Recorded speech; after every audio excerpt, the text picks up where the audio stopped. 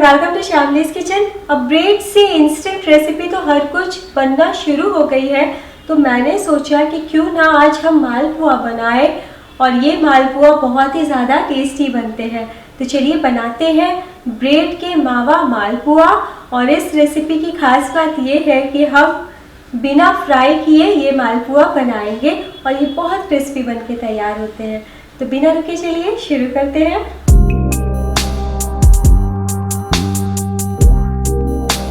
Bread मावा मालपुआ बनाने के लिए हमें चाहिए ताज़े ब्रेड। यहाँ पे मैं वाइट ब्रेड का इस्तेमाल कर रही हूँ, आप चाहें तो ब्राउन ब्रेड का भी इस्तेमाल कर सकते हैं, लेकिन ब्रेड फ्रेश ही होना चाहिए। स्टफिंग के लिए मैंने लिया है 200 ग्राम मावा। 1 किलो दूध को रिड्यूस कर दें तो हमारा इतना मावा निकला।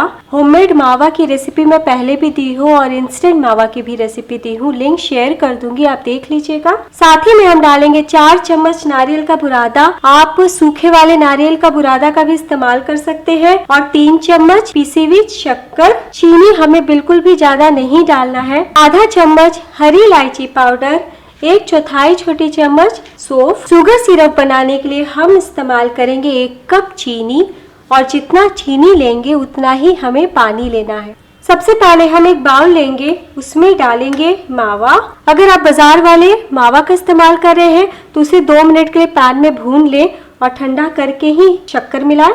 अब हम डालेंगे पिसी हुई चीनी, नारियल का बुरादा, 1/4 छोटी चम्मच हरी इलायची पाउडर। सभी को हम अच्छे से मिला लेंगे चम्मच से या अपने हाथों से।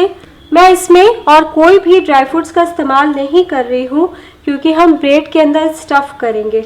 अगर आप कोई और ड्राई फ्रूट्स डालना चाहते हैं तो बिल्कुल बारीक काट के ही डालिएगा। हमने मिक्स कर लिया है, इसे साइड रख दीजिए। अब हम ब्रेड के कॉर्नर्स को काटेंगे। तो इस तरीके का कोई कटोरी या फिर किसी भी जार का ढक्कन ले, वैसा ढक्कन लें जिससे हमारा ब्रेड ज़्यादा से ज़्यादा निकल पाए, मतलब वेस्ट कम हो। तो मैं यहाँ पे इस तरीके से रख करके काट रही हूँ। इस तरीके से, इसी तरीके से हम सारे ब्रेड को काट लेंगे। और ये जो हमारा साइड का पार्ट बचा है, इसे आप किसी दूसरे रेसिपी में क्रम्स बना करके इस्तेमाल कर सकते हैं, या फिर आप इसे चाय या फिर दूध के साथ भी खा सकते हैं। हमने काट लिया है, अब हम इसे बेलेंगे। काफी आराम से बेला जाता है जब हमारा ताज़ा ब्रेड रहता है। हमने बेल लिया है और देखिए ये कितना ज़्यादा पतला हो चुका है। इसी तरीके से हम सारे ब्रेड को बेल लेंगे। हमने बेल लिया है। अब हम एक ब्रेड लेंगे और इसके बीचों बीच हम 1 छोटी चम्मच मावा डालेंगे और मावा को हल्का सा हम फैला लेंगे। ब्रेड के साइड में हम चारों तरफ पानी लगाते हैं। पानी अच्छे से लगाइएगा। दूसरी ब्रेड के कॉर्नर में भी लगा लेते हैं। यहाँ पर हमने पानी लगाया है तो इस तरीके से उलटते हुए ब्रेड को हम चारों तरफ से कवर कर देंगे। हाथों से साइड साइड दाब देंगे। दाबने के बाद हम हल्के हाथों से फिर से बेलन चला लेते हैं ताकि मावा अच्छे से फैल के कोना कोना तक पहुंच जाए और हमारा ब्रेड मालपुआ और भी ज्यादा पतला बन सके। इस तरीके से, इसी तरीके से हम सारे ब्रेड में मावा को भर के तैयार कर लेंगे।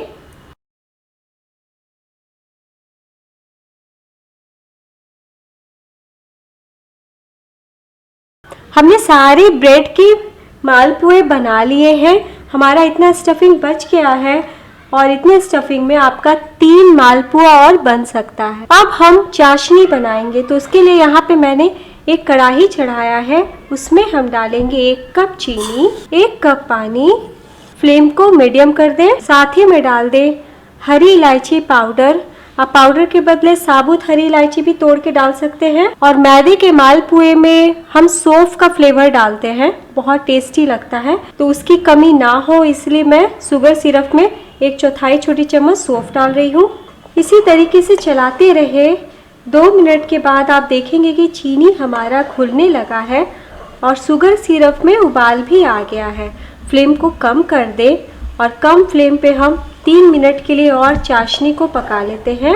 3 मिनट तक हमने शुगर सिरप को पका लिया है, हमें इसका एक तार का चाशनी नहीं बनना है। जैसे ही एक तार की चाशनी बनने लगे उससे पहले गैस को बंद कर दें। शुगर सिरप को हम साइड रखते हैं। चलिए अब हम ब्रेड मालपुआ को सेकते हैं। गैस पे मैंने एक नॉन स्टिकी पैन रखा है।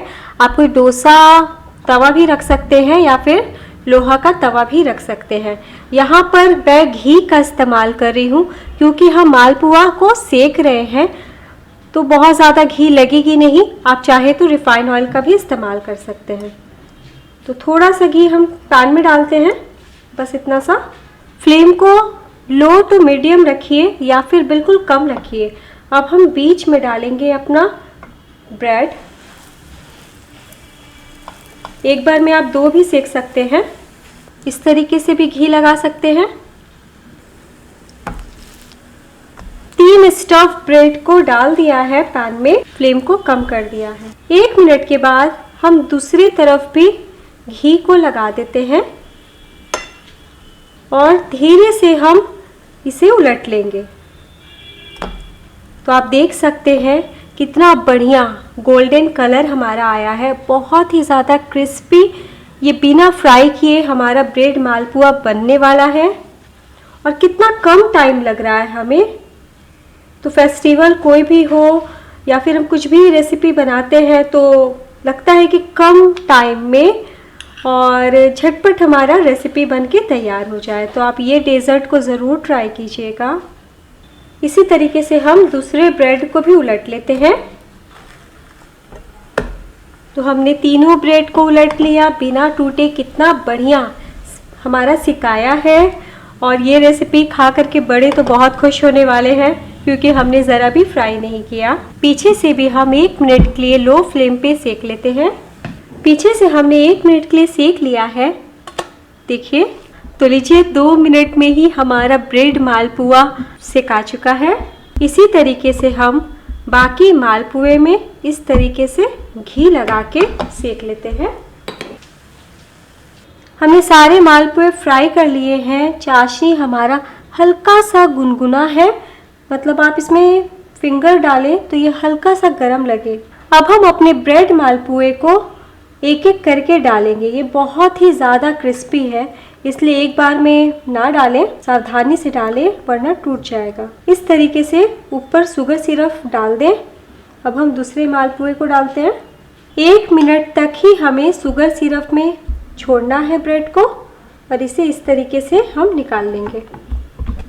पहले से छोड़ के ना रखें या फिर आप इस तरीके से सेका हुआ ब्रेड मालपुआ साइड रखें और जब आपको सर्व करना हो तब शुगर सिरप में डालें और निकाल के सर्व करें। ऐसा करने से ये बहुत ही ज़्यादा क्रिस्पी लगेगा खाने में।